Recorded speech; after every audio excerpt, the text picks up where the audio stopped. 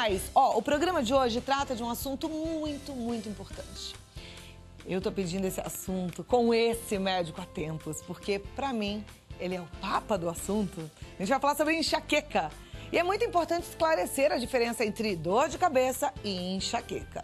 Enxaqueca é uma doença crônica que afeta 6% dos homens, 16% das mulheres no Brasil. E a Organização Mundial da Saúde reconhece a enxaqueca como um problema de saúde pública de alta prioridade e a classifica como uma das 20 doenças que mais provocam incapacidade. E para saber mais sobre esse assunto, eu recebo com muita alegria o Dr. Alexandre Feldman. Muito obrigada por ter vindo. Que alegria te receber. Cláudia. Alexandre, gente, ele é clínico geral, autor dos livros Enxaqueca, Finalmente uma Saída, A Dor de Cabeça Morre pela Boca, entre outros. Vamos sentar aqui um pouquinho, doutor? Deixa eu pegar já seu livro. Olha que bárbara, essa é uma preciosidade, viu? Se você tiver a oportunidade, compre, leia. E não é um livro para a classe médica apenas, é para os leigos mesmo. Eu escrevi esse livro com muito amor para quem sofre de enxaqueca. E a gente entende tudo quando lê esse livro. É uma preciosidade. Obrigado. Bom, doutor, vamos tentar explicar primeiro a diferença entre a dor de cabeça comum para enxaqueca. Tá. Então, Cláudia, o que acontece é o seguinte. A enxaqueca, ela compreende uma dor de cabeça, mas ela não é só uma dor de cabeça. A enxaqueca é um conjunto de sintomas. O sintoma mais dramático da enxaqueca costuma ser a dor de cabeça. A dor de cabeça na enxaqueca costuma ser forte, mas quando se fala entre diferença entre enxaqueca e dor de cabeça, é que se de um lado a enxaqueca compreende dor de cabeça, do outro tem dores de cabeça que não são enxaqueca. Então, quem sofre de dores de cabeça pode sofrer de enxaqueca. Inclusive, tem uma chance boa de a dor de cabeça daquela pessoa ser enxaqueca, mas pode ser de várias causas. Existem muitas possíveis causas de dores de cabeça. Bom, agora, como a enxaqueca compreende a dor de cabeça, ela também compreende outros sintomas. Compreende outros sintomas. Inclusive, a enxaqueca é o que a medicina chama de uma síndrome. Síndrome é quando uma doença ela é composta por uma série de sintomas e essa série de sintomas recebe o nome de síndrome. Então, o que compreende a enxaqueca? Dor de cabeça, em crises que podem durar de 4 horas a 3 dias. Junto com a dor pode ter enjoo, que são as náuseas. Às vezes o enjoo é tão forte que pode causar vômitos. Aversão à claridade. Então, durante uma crise de enxaqueca, a luz, não precisa nem ser uma luz forte. Uma claridade até moderada pode ser muito incômoda. O barulho pode incomodar. Os cheiros podem incomodar. O humor pode se modificar além da conta. Então, são alguns exemplos dos sintomas possíveis da enxaqueca. Outros sintomas que podem ocorrer na enxaqueca são sintomas visuais, Cláudia. Por exemplo, a visão embaçada durante uma crise de enxaqueca. Algumas pessoas, antes da dor de cabeça, têm um fenômeno visual que se chama aura visual. Aura no sentido de premonição. Então, antes de uma crise, a pessoa começa a ter um embaralhamento da visão, um escurecimento da visão, visão de pontos luminosos, vagalumes no campo visual. E esse aviso serviria para a gente, por exemplo, para já tratar de imediato essa enxaqueca para ela não vir forte? Poderia servir, sim. Porque a enxaqueca, quanto antes tratada na crise, mais rápido ela passa ou não? Sim, tem remédios que, se tomados nessa fase da aura de enxaqueca, podem diminuir a aura, a gente chama de abortar a aura, quer dizer, o que ia durar 1 hora, quer dizer, essas auras podem durar de 15 a 60 minutos. Então, às vezes, dependendo, existem medicamentos ou até procedimentos que a pessoa se toma, vamos dizer, e aquela aura que duraria 1 hora, dura 10 minutos e depois não vem a dor de cabeça. Isso existe. Perfeito. Bom a gente prestar atenção nos sinais que o nosso corpo passa, viu? Aliás, deixa eu te falar que eu não falei ainda. Você pode e deve participar do programa. Você pode ligar para o nosso site, que é o Serviço de Atendimento ao Telespectador. Tá te esperando lá no 0 operadora 11 2202 8432, porque esse é o momento onde você pode e deve se sentir no consultório do Dr. Alexandre Feldman, ou se você preferir, você pode participar por e-mail, através do nosso e-mail vidamelhor@redevida.com.br. Faça uso desse tempo que é precioso e é seu. Muitas vezes você não tem acesso, né? Autor de tantos livros, é uma pessoa tão conceituada. aqui no programa você tem acesso e a sua pergunta vai ser respondida pelo Dr. Alexandre já já, viu? Agora, a gente falou então de como que é. Agora, o porquê que acontece a enxaqueca? Tem uma causa? Então, por que uma pessoa tem enxaqueca? A enxaqueca, essa pergunta é boa e a resposta dela compreende um fato. O fato que mais intriga quem sofre de enxaqueca é que os exames costumam vir normais. Então, você tem tanta dor, você vai no médico e o médico pede exames e você tem aquela certeza que alguma coisa vai aparecer nesse exame. E qual é a surpresa quando você vê que todos os exames deram normais? Inclusive, para ser enxaqueca, os exames têm que ser normais. Existem exames de imagem, ressonâncias magnéticas, tomografias computadorizadas. Até os exames hormonais são normais na enxaqueca? Podem não estar normais porque a pessoa tem um outro problema. Até a ressonância magnética, os exames de imagem, podem acusar alguma alteração porque a pessoa tem um outro problema. Muitas vezes esse problema é confundido como a causa da enxaqueca, fazendo com que essa pessoa passe por anos de tratamento sem solução. Exemplo, foi fazer uma ressonância, uma tomografia e achou, digamos, uma sinusite. E aí ele atribui toda essa dor àquele problema nos seios da face, quando na verdade não é. Na verdade ela tem dois problemas. Aquela sinusite podia não estar causando dor nenhuma naquela pessoa. E qual é a causa principal, então, Então, da a causa da enxaqueca não aparece nos exames. A causa da enxaqueca é um desequilíbrio na química cerebral. Esse desequilíbrio é tal que o processamento das informações ocorre errado. Então, você sente uma dor que você não devia sentir. Você sente essa dor. Ninguém está dizendo que é uma dor que você não tem. Eu estou dizendo que é uma dor que você tem, mas que ela é uma dor inútil. Não é uma dor útil. A dor útil é aquela que quando você machucou, você tem a dor. E aqui, quando você não machucou, você tem. Por quê? Porque aquelas vias que transmitem a consciência da dor não estão transmitindo direito essa consciência da dor. E você tem essa consciência da dor forte, que vai, às vezes, te deixar muito mal, mesmo na ausência de um problema. Onde dói? Nossa, dói aqui. Aí você vai examinar tudo que tem aqui e não encontra nada. Então, o que está errado? Está errado aquelas vias neuronais que transmitem a informação.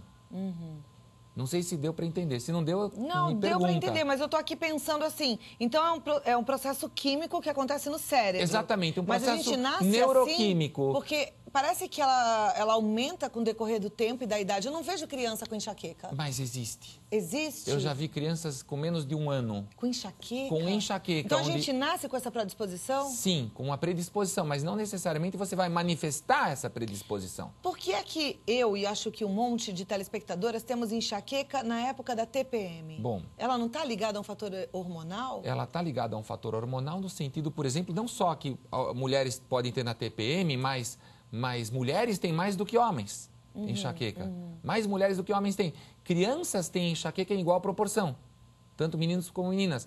Depois da menopausa, essa proporção das mulheres com enxaqueca também dá uma diminuída estatisticamente. Gravidez, a pessoa costuma ter uma folga da enxaqueca. Pílula anticoncepcional, normalmente piora a enxaqueca, às vezes melhora o sintoma por um tempo, mas sempre piora o desequilíbrio hormonal e faz a enxaqueca piorar no longo prazo. Então, tem uma relação hormonal, mas não uma relação de causa.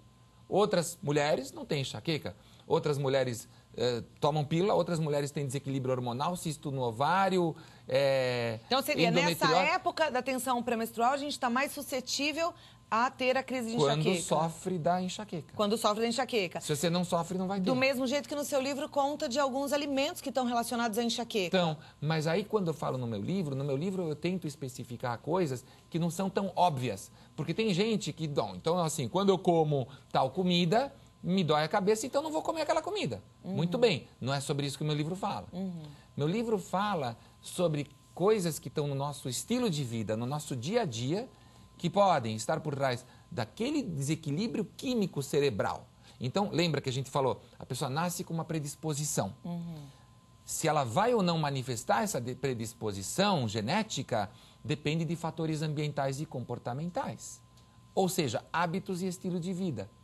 Então, o que eu estudei, esse livro é o fruto de anos de estudo, onde eu tentei destrinchar que hábitos e que estilo de vida podem influenciar o equilíbrio químico do cérebro. E a gente consegue, então, uma resposta positiva à enxaqueca mudando alguns desses hábitos e estilo de vida, com certeza. Doutor, eu tenho um monte de perguntas. Meu telespectador já está participando, assim, ó, com voracidade. Já chegaram muitas dúvidas e a gente vai ter a oportunidade de responder a todas, ou pelo menos a quase todas no próximo bloco, tá bom? Te peço para ficar com a gente aqui mais um pouquinho. Tô de volta com o nosso Vida Melhor. Quero você comigo. O assunto é bom, enxaqueca. E a gente sabe que atinge a muitas mulheres, viu?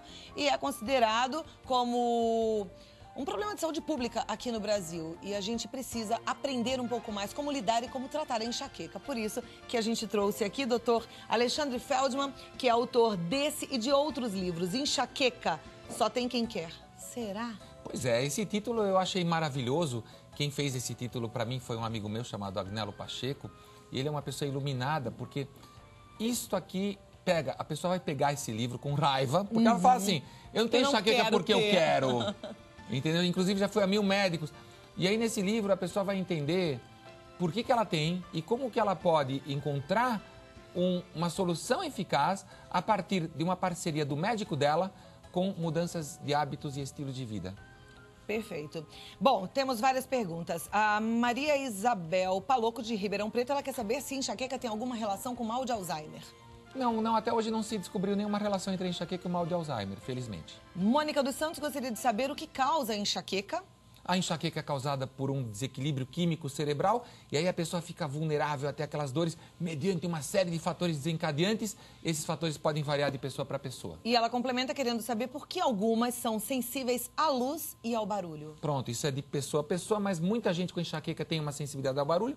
Isso faz parte do desequilíbrio químico da enxaqueca e é um dos sintomas principais da enxaqueca, além da dor de cabeça. Ok. A Renata Salvador de Bauru, ela gostaria de saber da relação dos anticoncepcionais, ou somente, em geral, ou somente os orais, podem causar algum problema vascular grave em mulheres que têm enxaqueca. Pode. E ela fica preocupada porque toma anticoncepcional e tem enxaqueca forte. Tem uma relação? Sim, a enxaqueca sozinha pode aumentar a chance de problemas vasculares e a enxaqueca mais o contraceptivo hormonal, seja ele oral, seja ele anel, seja ele injetável, seja ele implante, pode facilitar ainda mais.